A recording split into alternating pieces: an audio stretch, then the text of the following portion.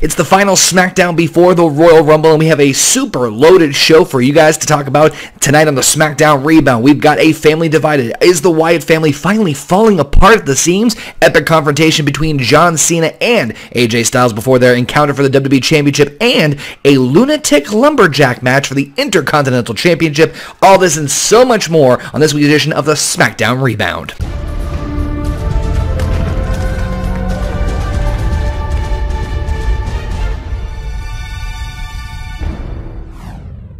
Hello everybody, my name is Conor, aka OKayFabe, and welcome back, ladies and gentlemen, to OneWrestling.com, and of course, One Wrestling Video's YouTube channel, as we're going to talk about everything that happened on this week's edition of SmackDown Live, a tiny little segment that I've only been doing for, how long now? Holy cow. Really? Seven months. Kudos. Of course, we're talking about the SmackDown Rebound, where we're going to talk about everything that happened on this last SmackDown heading into the 30th Royal Rumble pay-per-view, one of my personal favorite pay-per-views of the entire WWE calendar year, because the unpredictability, the chaos, the calamity, and, well, let's just say we get some surprises in between. And boy, how do we get some surprises for this week's SmackDown. But we're going to cover all that. Of course, you guys know the whole shtick. You guys know the whole routine right now. Don't forget, we always like to hear what you guys have to say. So let us know your thoughts about this week's SmackDown Live down, of course, in the comment section. Hit us up on Twitter or the various social media, including OneWrestling.com. And, of course, make sure you follow myself at OKayFabe on Twitter. And also check out my YouTube channel, as well as all the other social media for the entire OneWrestling.com family, including myself, Big Ray, everyone over at the Big Slam Nation, and, of course, the legendary, the iconic one himself, Mr. Bill Apter. All the links for all of them are down in the description box below. Make sure you hit that like button if you guys like these SmackDown Rebounds, and of course subscribe for more awesome content from OneWrestling.com and One Wrestling Video. Okay, I got my pulse back. Okay, you owe me $5. I didn't pass out during the intro. Told you. Alright guys, last SmackDown before the Royal Rumble match. A couple things happened. First and foremost, Daniel Bryan and Miz backstage once again arguing because Miz didn't get his private suite. And of course, Daniel Bryan says, well, you didn't get a private dressing room. I'll tell you what, I'll give you one of the public stalls instead. But actually, Daniel Bryan, all joking aside, makes a very intriguing main event. He decides to grant Miz his rematch for the Intercontinental Championship against Dean Ambrose, but rather than making it no disqualification as Miz so desperately wanted, he decides instead to surround the ring with Lumberjacks. Main event has been set. Lumberjack match for the Intercontinental Championship between Dean Ambrose and The Miz. Certainly one not to miss. Speaking of one not to miss, a match that was made last week for tonight, of course, the Wyatt family possible implosion between Randy Orton and Luke Harper. Now, first and foremost, this matchup was very stiff. I did not expect how stiff this match was going to be. It was very hard-hitting. Then to say that is a bit of an understatement. These two were just absolutely brawling. Not so much a technical aspect, which honestly, seeing Luke Harper's work in the past, I'm not saying it's a bad thing, but he's more of a brawler type, obviously paying a bit of an homage to Brody Lee back in the day. It was a very tough match, but what was very interesting to me was the fact that Bray Wyatt not only came out to the ring with both men all coming in as the Wyatt family themselves, but sat in his classic rocking chair watching the match and almost not reacting to anything anyone did until the end of the match itself. Randy Orton was able to get a beautiful RKO after countering the discus lariat that Luke Harper was set to place onto the Viper. And of course, after the matchup, Bray Wyatt seemed to embrace both men and picking up Luke Harper, coddling him, condoling him, and consoling him, only to receive Sister Abigail. Okay, now I just have 30 more questions now. We have no idea what's going on. Now remember, last week Bray Wyatt did indeed say that all three men, and it has been confirmed, all three men will be in the Royal Rumble matchup. Not only that, Bray Wyatt talked on Talking Smack last week saying that he was going to win the Royal Rumble matchup. Didn't matter who, didn't matter what order, and didn't matter who he had to face. So it's going to be interesting to see exactly what's going to go down and what's going to happen this Sunday at the Royal Rumble.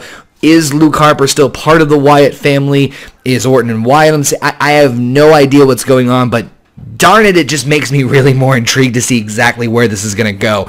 This is probably, out of everything that's going on SmackDown, this is probably the one angle storyline that they're doing right now that I am 100% committed. I am all for it. I cannot wait. I literally can't sleep at night. Well, I shouldn't say I can't sleep at night, but I have trouble because every now and then the weird, like the weird, thing that they do. You get the idea. Anyway, it's a great angle. It's a great storyline. It's got me hooked, line, and sinker. I really can't wait to see what's going to go down. I have a feeling we're going to see more during the Royal Rumble matchup.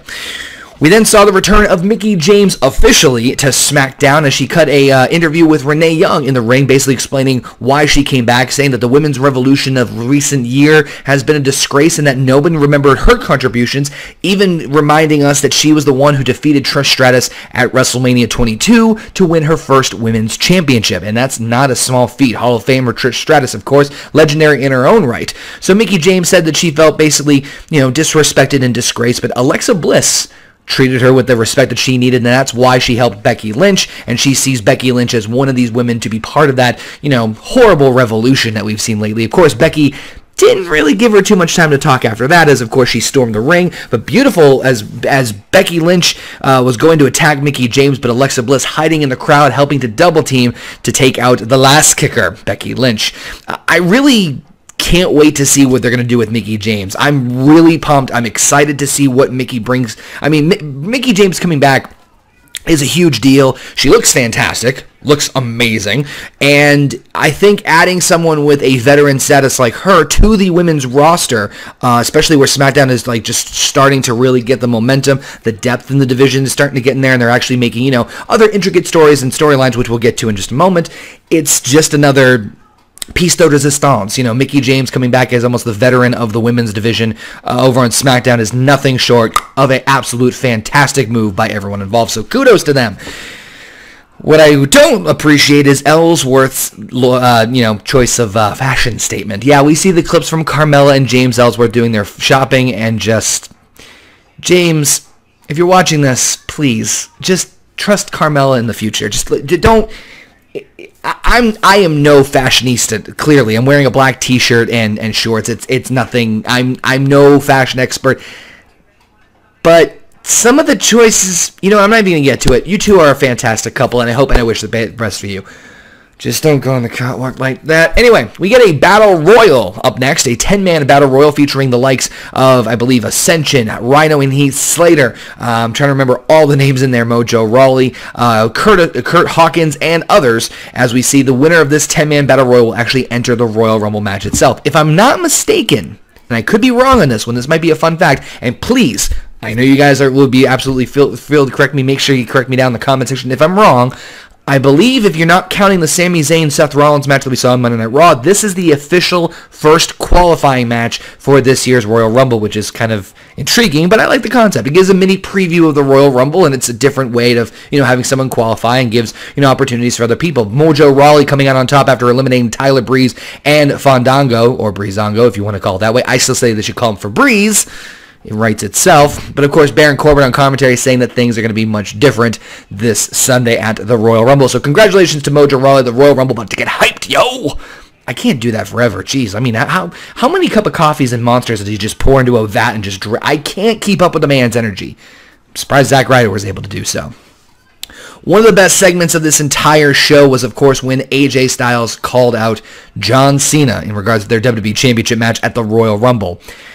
I cannot do the justice that both of these men did. It was a great back and forth. John Cena has had probably some of his best mic work that I have seen in recent memory. And this is, of course, just my own personal opinion. Not that I thought John Cena was ever bad on talking on the microphone, but for some reason, whether it's the edginess of his promos hitting a little bit of more realism with, like, him being on top of the WWE mountain for so long, or, not giving respect to people who came from the indie scene, whether it's that or just the fierce tenacity of just, I don't feel like I'm getting the same John Cena I have in the past. And I'm not saying he's a complete bad guy, but I think that has his respect, which he has rightfully earned, and he is using it as a way of standing his ground, and that's what he's doing. He's no longer the clear-cut white-faced guy that we knew, white meat babyface that we knew so long ago. I think that he's a much different, much more mature, and much more commanding, I guess is the best word I could use, commanding John Cena. And I'm loving everything about it. He's hitting a lot of wavelengths, and it's almost, it's this weird in-between phase, a tweener, if you will, of what we're going to see. And I'm more so curious I think their match at the Royal Rumble is absolutely going to tear the house down, and honestly might be the match of the night aside from the Royal Rumble match itself, as far as, you know, matches that aren't the Rumble. But AJ and Cena, I'm really more curious to see what they're going to do with John Cena after, and what they're going to do with his character and what his promos are going to sound like. It's going to be very interesting. This is a great time. The road to WrestleMania is right around the corner, but definitely something for the highlight reel. Definitely go check out the promos from both of those men. We see Dolph Ziggler against Kalisto in a very quick, decisive match where Kalisto bounced off the middle rope in a beautiful super kick by Dolph Ziggler. But of course, Ziggler does not stop there and goes to pound out Kalisto after the match. But Apollo Crews makes the save, once again setting up another possible rivalry between Dolph Ziggler and Apollo Crews. I think those matches are going to be just absolutely just, oh, these are going to be so good. Okay. I promised I wouldn't shriek again. I'm sorry. I'm going to... Anyway, next up we were supposed to have Naomi versus Natalya, but alas, that didn't quite happen. See, before SmackDown, they did air on their WWE's YouTube channel that Nikki Bella was attacked by Natalya after an argument over Nikki Bella's face being on a truck. Okay. And as Natalya was supposed to make her way to the ring to face Naomi, Nikki Bella decided to take action into her own hands and beat the ever-living crap out of her as well, too. Darn it all. Of course, Naomi wants an open challenge and says, I'll take on anyone who's willing to take anybody to take me on, to which Alexa Bliss surprisingly answered the challenge, kinda. Taunted Naomi, saying that she, don't know who she is or why she's there. Naomi said, you're looking at the next SmackDown Women's Champion. Let's bring it out. Why don't you put the belt on the line? And, of course, Alexa Bliss says, nope, you're not even worth my time. So it's interesting that they've planted the seed there for a possible Naomi versus Alexa Bliss feud down the road. I would love to see, personally, Naomi take on Alexa Bliss for the SmackDown Women's Championship. Remember, before Naomi had some time taken off and she hadn't been on SmackDown for some time, she did have some victories over Alexa Bliss. So just throwing that out there.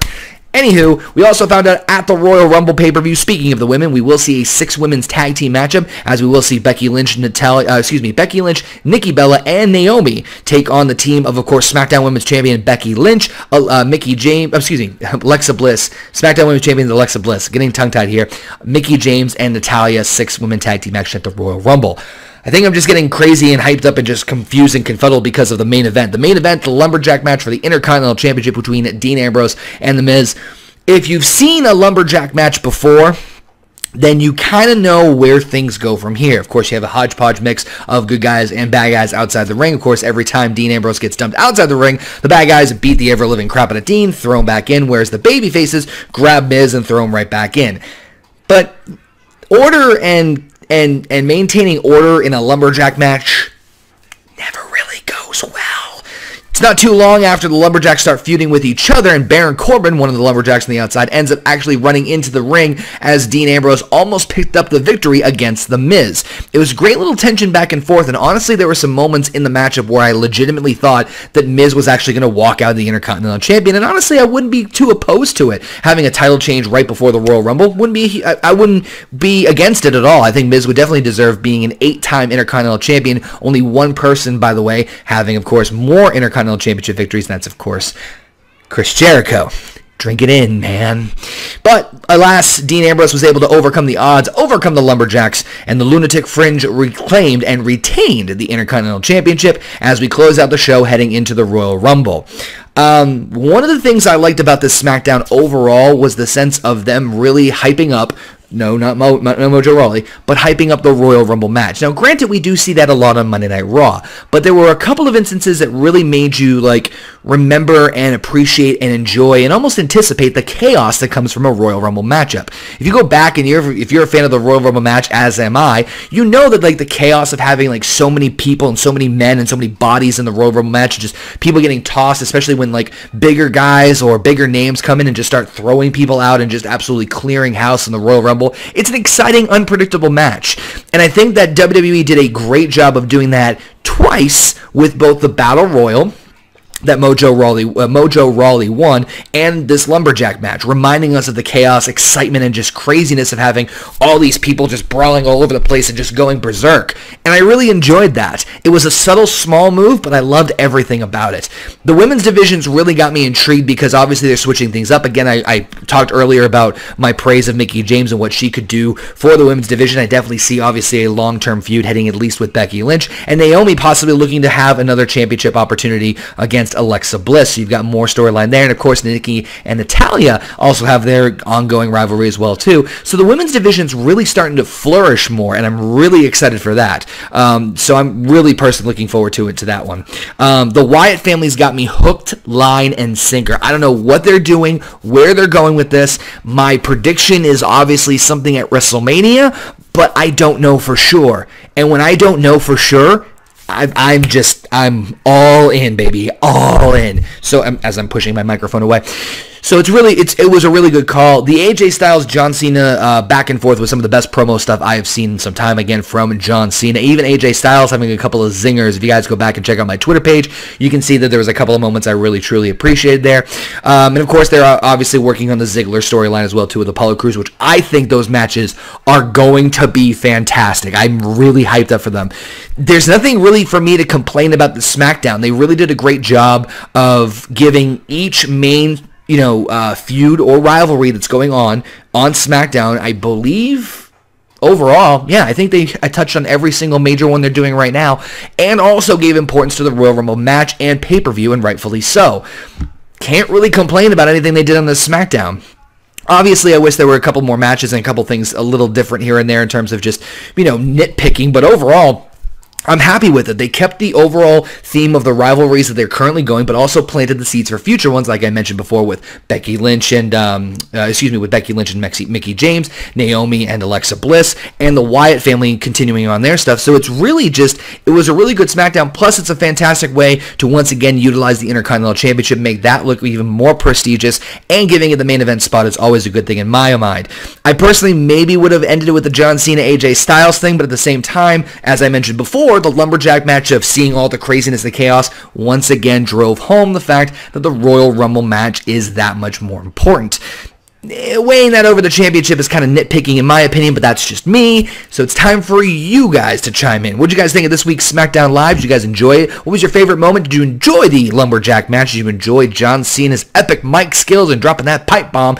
And what do you guys think of the Wyatt family storyline as well too? I'm really curious to hear your guys' thoughts. And of course, Royal Rumble pay-per-view itself. Are you guys hyped for it like I am? I want to hear all your thoughts and more, respectively, down in the comment section, or hit me up over on the Twitter at OKayFabe, and also check out my YouTube channel as well too. Make sure you check out all the social media for the entire OneWrestling.com family, as we are on the road to WrestleMania starting this Sunday with the Royal Rumble pay-per-view. It's going to be awesome. It's going to be fantastic, and I can't wait to interact with you guys on the social medias there as well too. Thank you guys again for watching another awesome edition of the SmackDown Rebound. You guys know me. I'm Conor, aka I wish I had a mustache I could curl like this. KayFabe. If you guys want to make sure and hit that thumbs up button, make sure you subscribe for more awesome One Wrestling video content right here on the YouTube channel, and we will see you guys for the SmackDown after the Royal Rumble, as we are officially on the road to WrestleMania. And to quote the legendary, the iconic Mr. Bill Apter, we will see you at the matches.